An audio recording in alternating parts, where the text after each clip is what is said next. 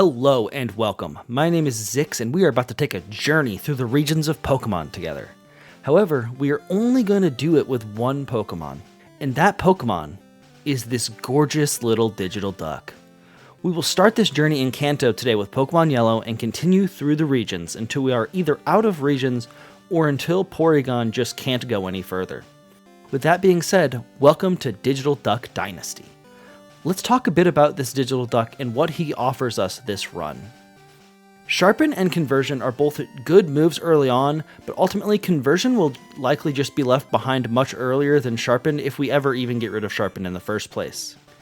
The first move we will learn and care about is Psybeam because it's just a real game changer as it is a Psychic move in Gen 1 and that's all that matters. Psychic is busted in Generation 1 and that's the end of the story there.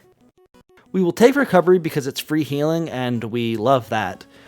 However, the big move that we are going to ultimately gain is Tri Attack at level 42. This move will open up the game for us even more because it's a great move, and it also has Stab. In terms of TMs, all we really care about is Thunderbolt for Lorelei in Elite Four, Psychic for when we fight Bruno and Agatha, and lastly, getting Ice Beam for Lance. Now, let's discuss the rules. First, we will only use Porygon in battle. We will need other Pokemon for HMs, but they will never see any time in battle. Rule number 2, we will use no items in battle. Out of battle is fine, we will be able to heal, use full restores, yada yada yada, totally fine. Lastly, we will not be using any glitches. However, we will be able to use the badge boost glitch if it is the best way forward, meaning we will not try and abuse it. If the best battle strategy is to use a boosting move, then we will do it, but we are not going to be intentionally using the badge boost glitch. With that being said, let's get into it. As we head into Brock, he sends out the Geodude, and we go into a conversion so we can change ourselves to a rock type, so we take very little damage from Tackle. We sharpen there, get tackled, we sharpen again, we're going to get tackled, we sharpen again, we get tackled, we're going to sharpen 6 times as we take 6 tackles. And this is ultimately going to get us to be able to put out enough damage that we're going to be able to beat him, but we do get a crit there, which is kind of unlucky as crits in Generation 1 are fine, but they just don't help us when we are max sharpened. But eventually we take down the Geodude with 34 health remaining. As he sends out the Onix, the only thing we're worried about is Bide and avoiding it. We miss a tackle there, he abides, so we can't throw in a tackle, so we just uselessly sharpen, nothing happens, but that's fine. We try and wait out the bide, and it does eventually work, but we are going to continue to tackle him as he once again does abide. This is going to be a pattern that we have to deal with as we face this Onix, and at this point I'm not entirely sure we're going to be able to beat this Onix, and I'm thinking maybe we need to get another level, but this is also just unlucky as he continues to bide and we have to just wait out the bides. And about this time, I think it's time that we just try and power through it and just tackle him even through the bide and hope that we live. We live here on 1 health and he's going to screech and we get the tackle and we get lucky there and we do take down the Onix, beating Brock and moving on to the Misty fight. She sends out the Staryu, and we are going to use Psybeam. We now have access to it because we are level 25. We gained that at 23. She uses an X-Defend, but it doesn't matter, it's dead. She sends out the Starmie, and we are going to immediately Conversion so that we don't take more Bubble Beam damage than is necessary. We will use a Psybeam here, which is kind of lucky that we do get a crit here because it's not going to be super effective because Starmie is also a Psychic type. We use Psybeam again, get another critical because we're lucky. We're going to start sharpening here twice so that we can take this out with a tackle. We don't have quite enough damage through the Hardens, so we will have to tackle twice, but it will take out the Starmie. And that will be the Misty fight as we move into the rival fight on the SS Anne. In theory, this rival fight should be pretty easy. We're much higher level.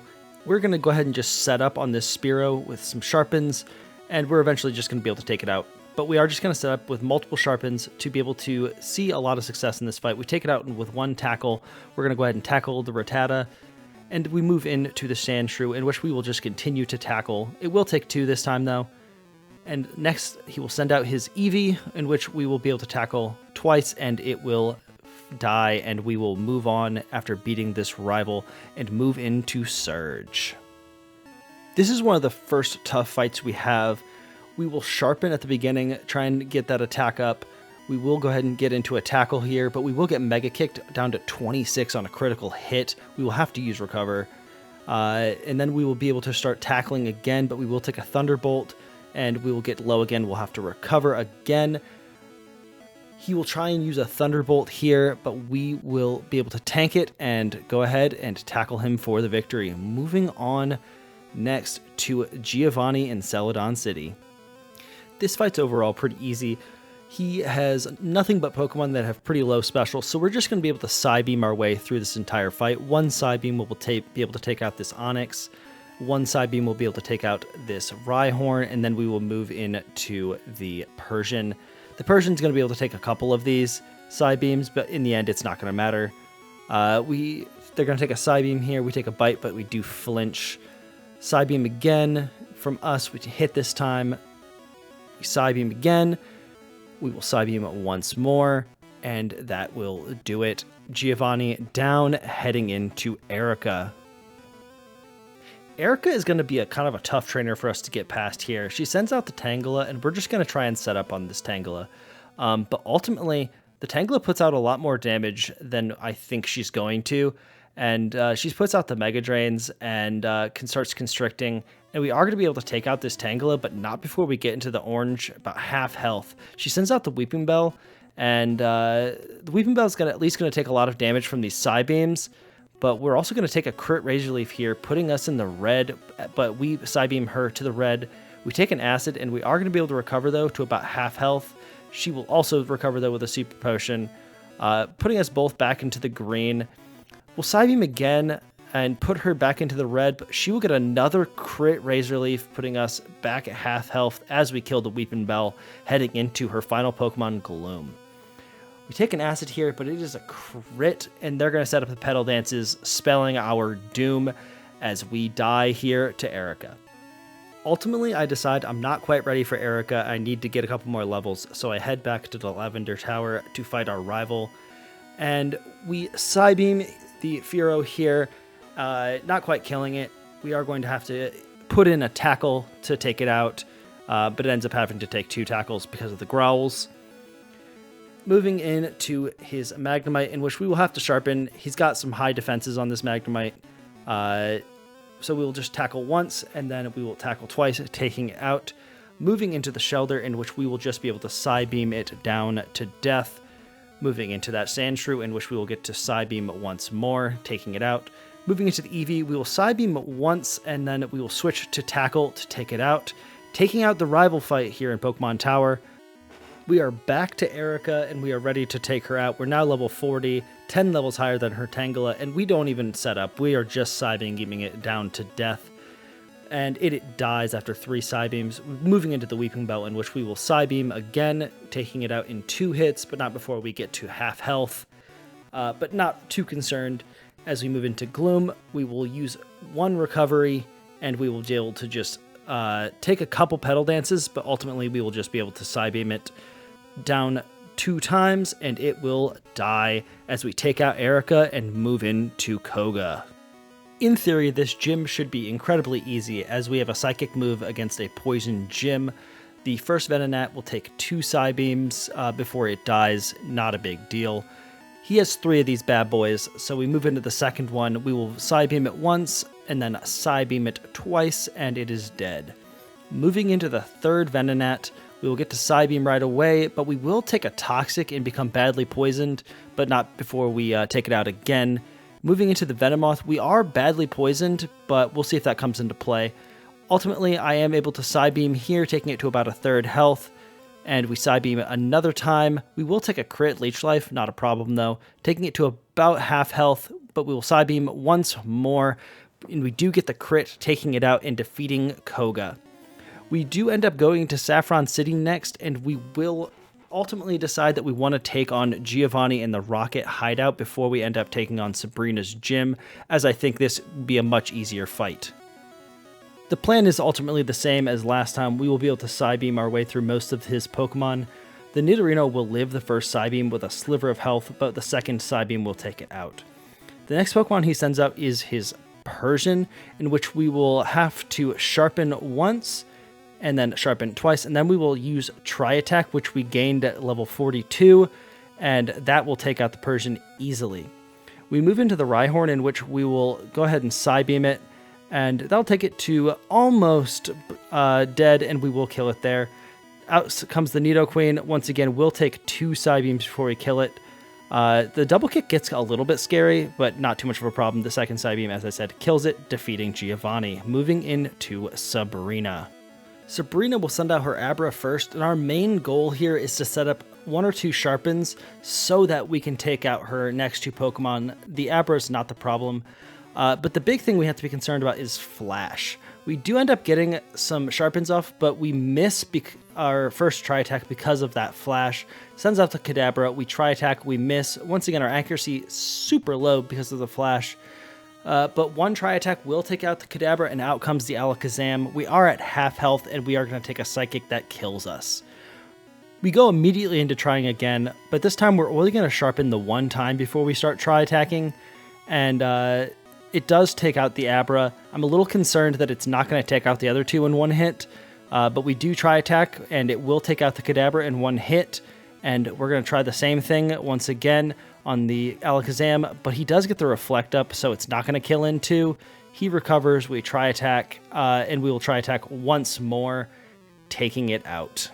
Pretty big victory for us. Honestly, I think Sabrina's probably the hardest gym leader that we're going to fight, but we move on to Blaine next. Blaine should ultimately be a pretty easy gym for us to beat. He sends out the Ninetales, and we actually use a Psybeam, which will actually make this gym about 1,000 times harder than it needs to be.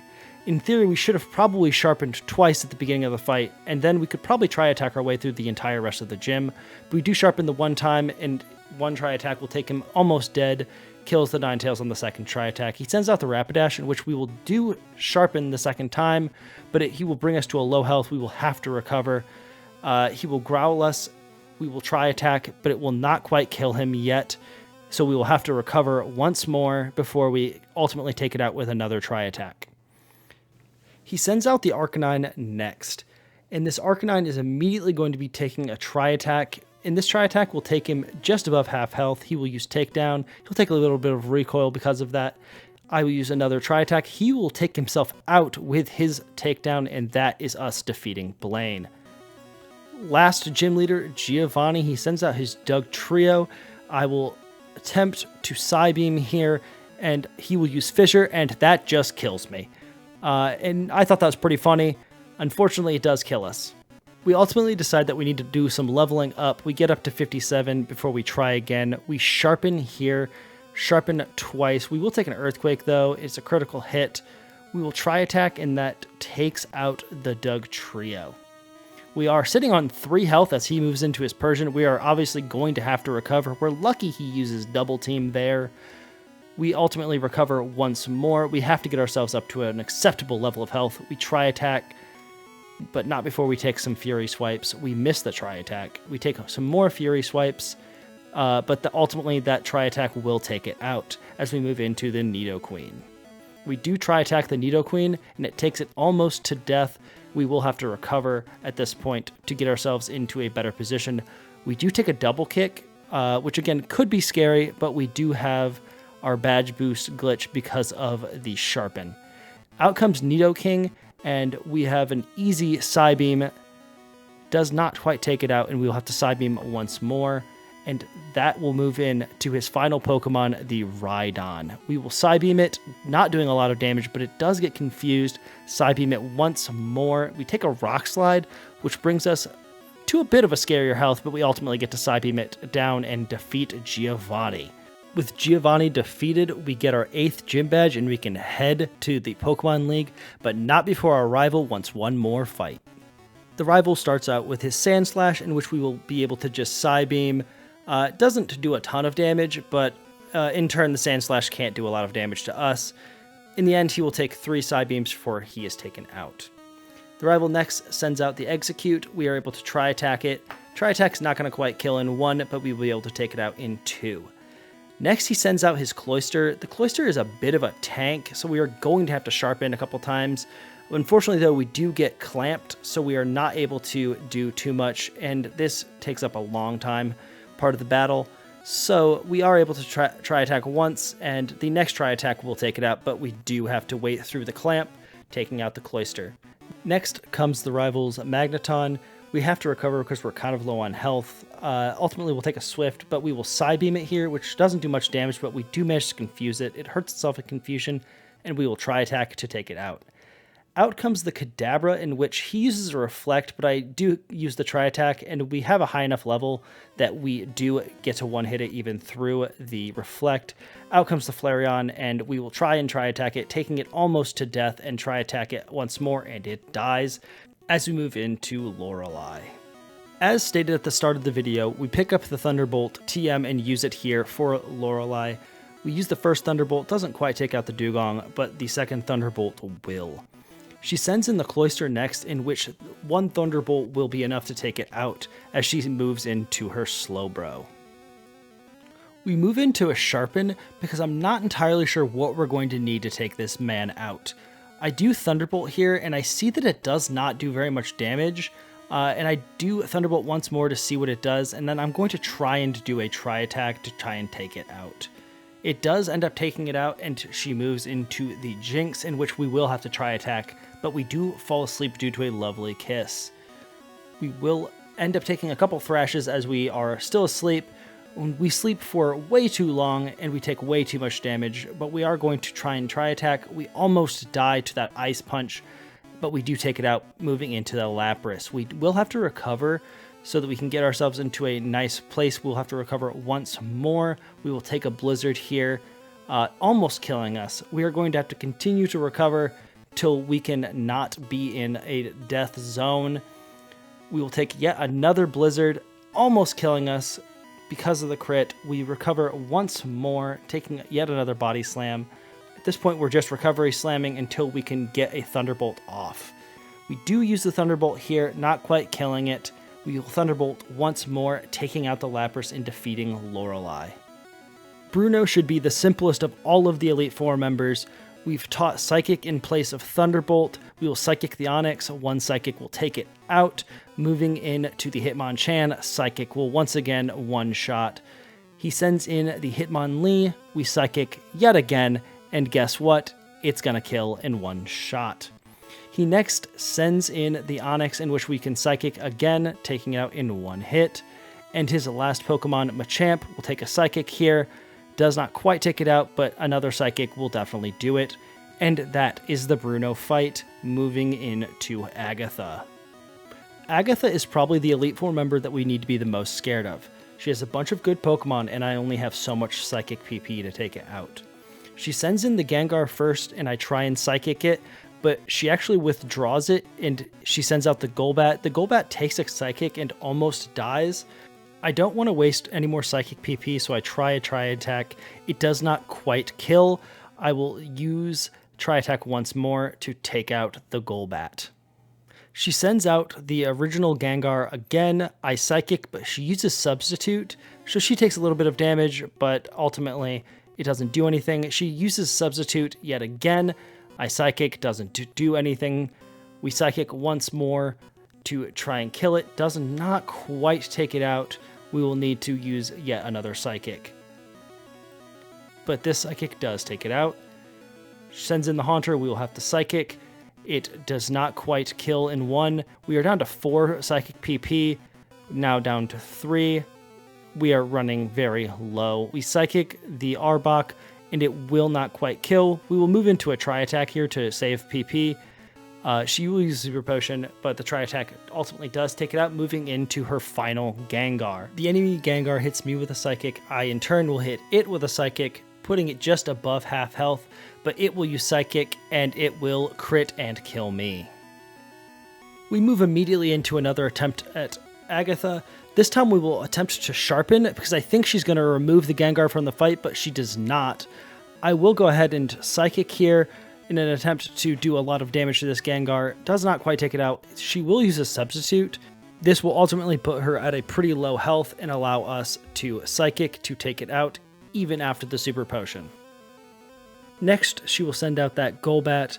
This time we are going to just try attack it. We do want to save that psychic PP as much as possible. The try attack doesn't kill, but the second try attack definitely will.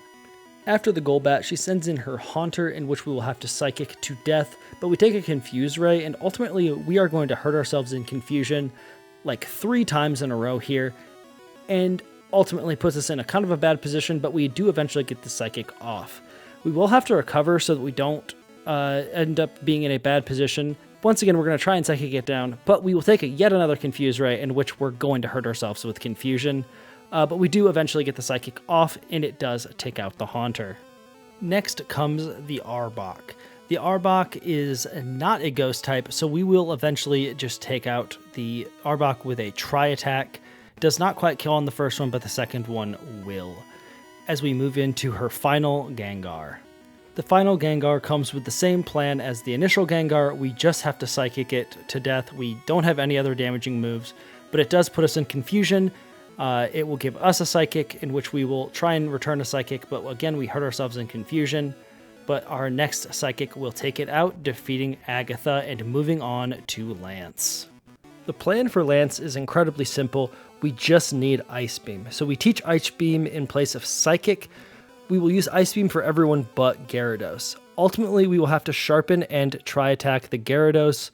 We Sharpen once here and avoid a Hydro Pump. We will Sharpen yet again, but we will take a Dragon Rage. We will Sharpen once more, and then we will Try Attack, taking out the Gyarados. Lance then sends out his first of 2 Dragonairs. We will take it out with an Ice Beam in 1 hit. He will send out that second Dragonair, in which we will kill yet again in 1 hit. He sends out the Aerodactyl, in which, guess what, we hit him with an Ice Beam and he dies in 1 hit. He will send out his final Pokemon, which is the Dragonite, in which we will Ice Beam and kill in 1 hit. And that is the Lance fight, and we are heading into a champion fight against our rival. The champion fight should not be too hard for us. It is going to be a bit of a challenge, but I think we'll be able to take him out. He sends out his Sandslash first, in which we will just Sharpen and set up a little bit. On the Sandslash, we will take an Earthquake, but it doesn't really do that much. We will Sharpen yet again, and we will start the Tri Attack Barrage. We take a Slash, taking us to pretty low health, but we will take it out with that Tri Attack. He sends in the Alakazam, in which we are just going to immediately Tri Attack, but not before we take a Psychic that almost kills us. Next comes in the Executor, in which we will have to recover twice. We will take a Stomp in between, but we will have to use the other Recover here.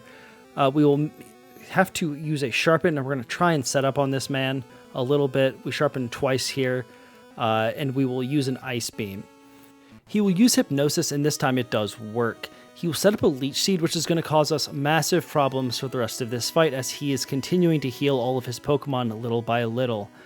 I eventually do wake up, but not before I take a Barrage after I wake up, and I will use an Ice Beam.